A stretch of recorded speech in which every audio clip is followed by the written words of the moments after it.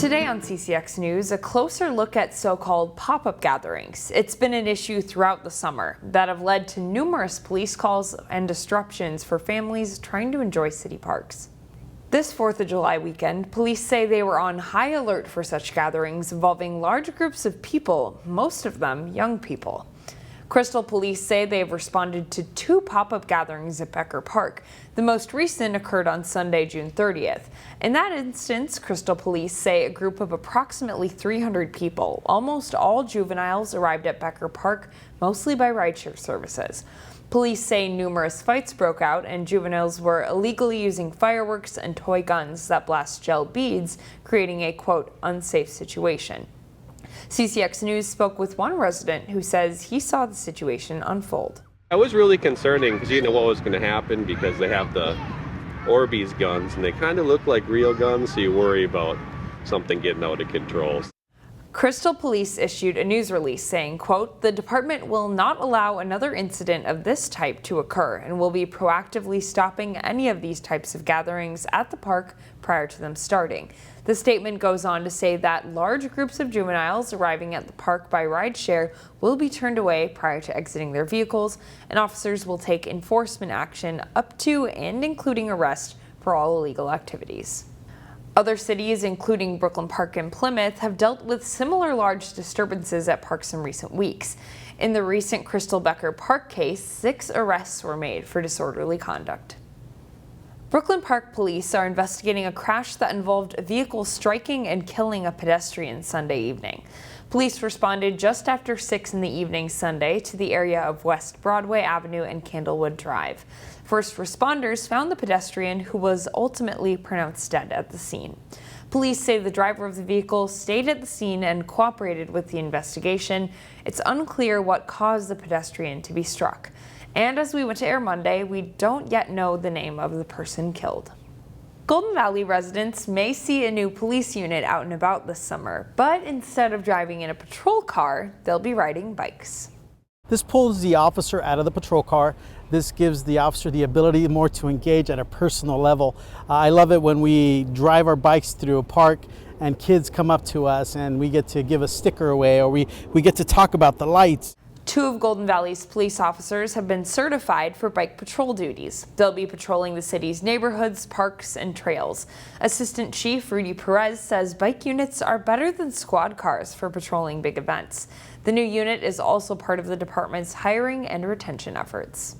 As we've grown in Golden Valley and the staffing has grown here, we believe that part of the retention also for officers is to have a diverse way of patrolling and the ability for them to do something else other than patrol cars. Perez encouraged residents to say hi to bike patrol officers if they see them in their neighborhood. The shops of Arbor Lakes are getting some new tenants in the coming months. Some are already open for business. I spoke with a longtime business that's excited to see things grow.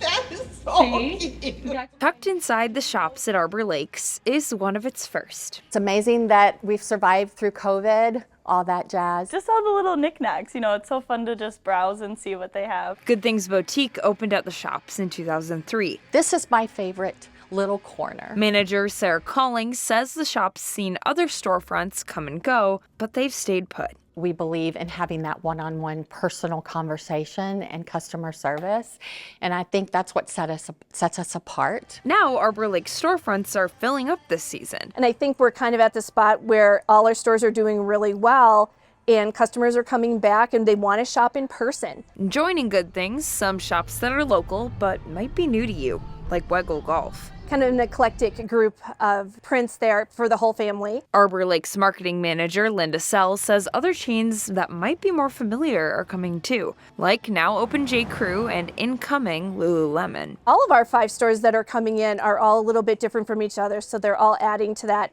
great customer experience that we try and provide. An IKEA pop-up will be in town this July, and it plans to stick around over the next 6 months. Inside Good Things, shoppers and staff alike are excited to see more options. It's nice to see spaces and kind of different opportunities to come back to life. Like Carly McDonald, who stopped by Good Things for a gift for her friend, but ended up with something for herself. It's a Taylor Swift to-do list. McDonald and Collings are excited for the refresh and the boost they hope it'll bring to their own Maple Grove. It feels good and it's great for business, so we are excited to see a couple of those things come through. French Asian bakery Tula Jor will open up in the fall at the shops as well. Sell also says there are new tenants in the works that will be announced soon. Construction season is in full swing. One city in the Northwest Metro tops the list for residential home construction. According to the trade association Housing First Minnesota, more home building permits were issued in Maple Grove last month than any other city in the metro. City officials say the 41 permits issued account for a mixture of single-family homes and townhomes. Most of that development is happening in the northwest corner of the city, which has available land, newly installed utilities, and general desirability. I know that the school district is highly desirable. Of course, Osseo Schools is planning a major expansion to Maple Grove High School, as well as the new elementary school up in that area. So we're seeing a lot of interest by families that want to move into the area. Even with all the new development, officials in Maple Grove say the city is still only 85% developed. Meanwhile, Housing First Minnesota says while home building construction remains strong, construction of new apartments in the metro is virtually non-existent.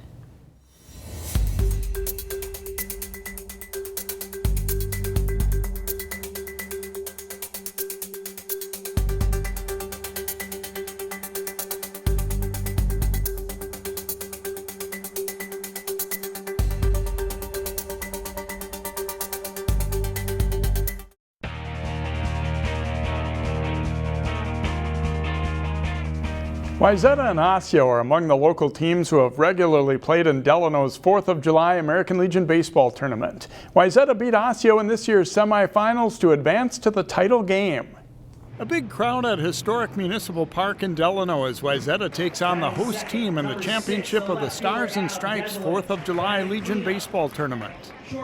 Delano gets on the board in the top of the first as Brody Geislinger hits a bases-loaded chopper to short. It's thrown errantly to second, and 2 runs score on the play. It's 2-0 Defenders. Teague Callings shuts Wayzata down until the 4th, when Tyler Esposito drops a hit in down the line in right field. Tyler Gullickson scores, and the Wizards pull within 2-1.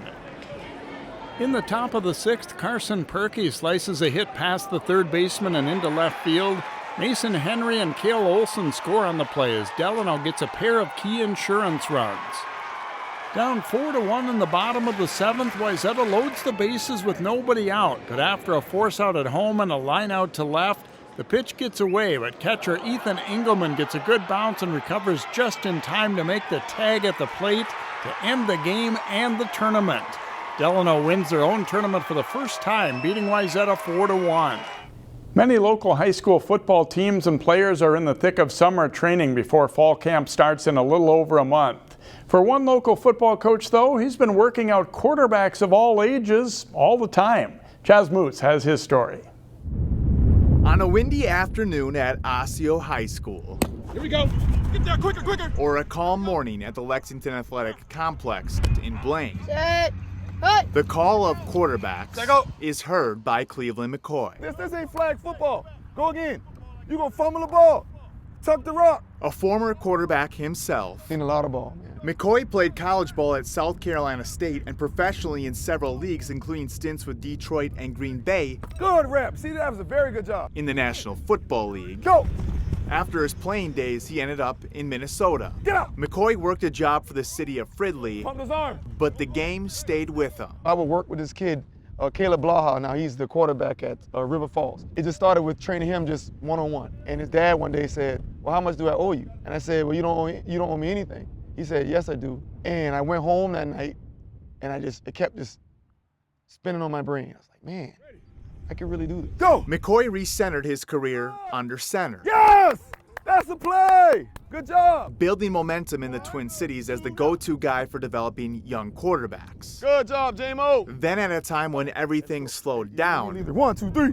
Let's go. McCoy's business sped up. COVID came and it really blossomed, right? It was like, man, because the rules were a little different with COVID, right? You can be, social distance, you didn't have that many guys, and go, come on, move. Move it. My phone just kept buzzing. Better, better, better. 5 years later, Let's go. and quarterback football training, founded by McCoy, has worked with over 125 quarterback hopefuls, If it's a comeback and they run a 8-yard comeback, that ain't a comeback. focusing on everything from the fundamentals of footwork Throw with a purpose. to the pace of play. Hit them in the forehead. Practices are high tempo, right? Because that's how it is, right? Fast, moving around, quick, learning on the fly, paying attention to details, mental reps, being prepared. Using his past to help the single callers of the future 1, 2, now. is McCoy's motivation for making a full circle football return. That looks like a good football play. My thing was, I just wish I had someone like me back then, right? Giving these guys the ins and outs. What I tell these guys is, you're gonna be a father, you're gonna be in your career longer than you play the game of football, right? But if you can use football to propel you for life and give you a kickstart in the real world, good job, guys, let's go. Hey, you lean on me, lean on 3. 1, 2, 3. Hey, go for it. Advice like that has young quarterbacks in good hands for years to come. That's much better. In Osseo, Chaz Moots, Right, left, rotate. CCX Sports. Find more prep sports games and highlights at ccxmedia.org and follow us on social media.